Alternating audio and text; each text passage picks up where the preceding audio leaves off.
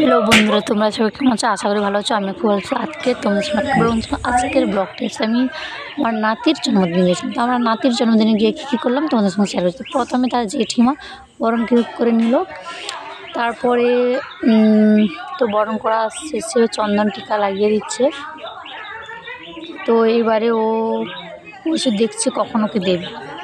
তো চন্দন টিকা লাগিয়ে দিল, তার সঙ্গে তার দিদিকেও লাগিয়ে দিল। পাশে আমার মেয়ে মিনিট করে দেখছে আর ভাবছে কখন যে কেকটা কাটবে। হ্যাঁ, সে তার মুখ লসফস করছে একদম। তো সেও ফুল লেগে গেল আমার মেয়ে। তো এইবারে সে ছুরি নিয়ে কেক কাটবে। কেক কাটার আগে সে মোমবাতিটা ওকে নেভাতে হবে। পাশে তার দিদি ভিডিও করছে। তো সে নেভাতে লেগে গেল। তো জানি না আমাদের ভাষাটি তোমাদেরকে কেমন লাগে। যাই হোক, কোনো ভুল হয়ে থাকলে নিজের বাড়ির মেয়ে মনে করে সবাই ক্ষমা করে দেবেন। অত গ্রামে থাকি, অতটা ভালো বাংলা কথা বলতে পারি না। যতটাই বলতে পারার চেষ্টা করি ততটাই করি।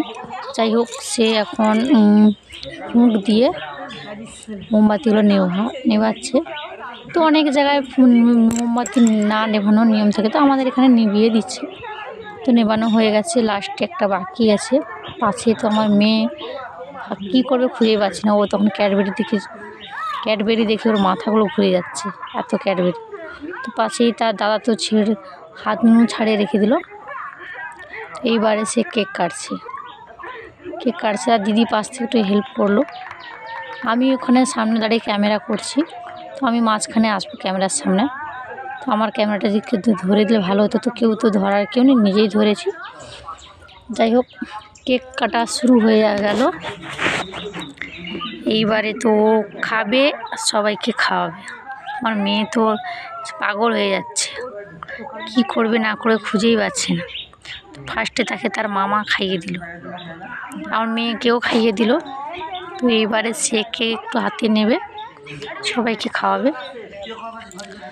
তো এখানে আমি তো দেখতেই পারছো আমাকে তার জেঠিমা এবারে পায়েস খাইয়ে দিচ্ছে। আমাদের এখানে তো পায়েসটা রাখতেই হয় জন্মদিনে। পায়েস করেছে, লুচি করেছে, সঙ্গে মটর তরকারি আছে, সুজিও আছে। তো এখন নিজেই খেয়ে নিচ্ছে এবারে। আমার মেয়েকে টুকু মানে তার মাসিমণিকে টুকু খাইয়ে দিচ্ছে। সে তো না, ওই তরকারি ও খাবে না। তো খেতেই লেগে গেল। এইবারে তার দিদিকে টুকু খাইয়ে দিল।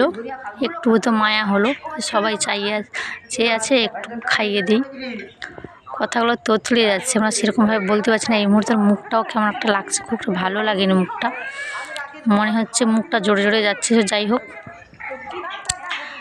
কোনো ভুল থাকলে নিজের মেয়ের মতো বাড়ির মেয়ে মনে করে ক্ষমা করবেন।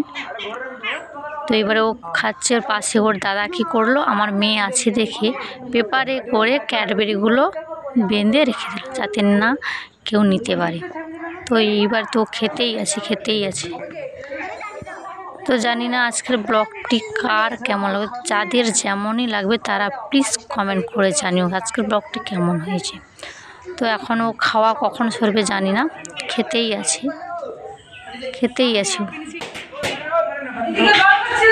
এইদিকে ওর মামুরা তো সব বেলুন ফাটানোর জন্য প্রস্তুত, বেলুনগুলো ফাটিয়ে দিয়েছে। তার বাবা ফোন করছে, ভিডিও কলে কথা বলবে। তো বিজি, ও তো খাওয়াই ব্যস্ত, বাবার দিকে আর চাইছেও না, খাওয়ায় প্রচণ্ড ব্যস্ত। তার মাকে বলছে খেতে, তার দিদিকে খাইয়ে দিল। আমার মেয়ে কি করবে খুঁজেই পাচ্ছে না, আমার মেয়েও খেতে লেগে গেছে। তো পাশে তার এক জেঠুর মেয়েকেও একটু খাইয়ে দিল। তো কী বলবো, অনেক সময় হয়ে গেছে ব্লগটি, তো প্রায় 6 মিনিটের কাছাকাছি ব্লগটি। কী বলবো খুঁজে পাচ্ছে না, তারা শুধু খেতেই ব্যস্ত আছে। মানুষ বা খাওয়ার কথা কত শুনবে, খাওয়ার কথা কত দেখবে। যাই হোক, সে এখন ব্যস্ত জন্মদিনের জন্য। তো ওকে আমি এই জামাটা আর প্যান্টটা গিফট করেছি। জামাটার বুকে দেখতে পাচ্ছ একটা লাইট আছে। তো জন্মদিন মানে কি বলা যায়, কেক কাটার আগে বাল্বটা বারবার জ্বালছিল। তো এখন একটু অন্যমনস্ক হয়ে গেছে, ওটা মনে পড়ে গেছে। এখন শুধু খাওয়াই ব্যস্ত আছে, খেতেই ব্যস্ত। তো যাই হোক বন্ধুরা, কে কোথা থেকে দেখছো, কেমন আছো, অবশ্যই কমেন্ট করে জানাবে। আর কারোর যদি কোনো প্রবলেম থাকে আমাকে অবশ্যই কমেন্ট করবে।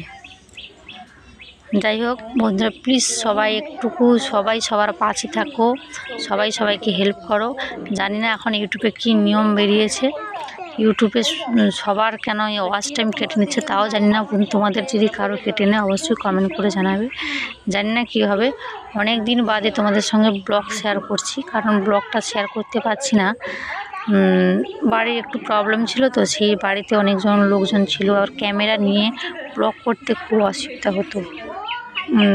কাজেরও লেট হতো, এদিকে নিজে ক্যামেরা যেহেতু রেডি করতে হয়, তো নিজেকে ধরতে হয়, খুব প্রবলেম হয়। আগে কি প্রবলেম ছিল, নেটের প্রবলেম। এখন নেটের প্রবলেম নেই, এখন ওয়াইফাই বসিয়ে নিয়েছি, সেই জন্য কোনো প্রবলেম নেই। তো যাই হোক, এখন মোটামুটি নেটের প্রবলেম নেই। তো এইদিকে প্রবলেমটা হয়েছে বাড়িতে সবাই এত লোকজন ব্লগ সেভাবে রেডি করতে পারেন। ও যে যেখান থেকে করছো লাইক করুন, শেয়ার করতে ভুলবেন না। Tata, bye, good by.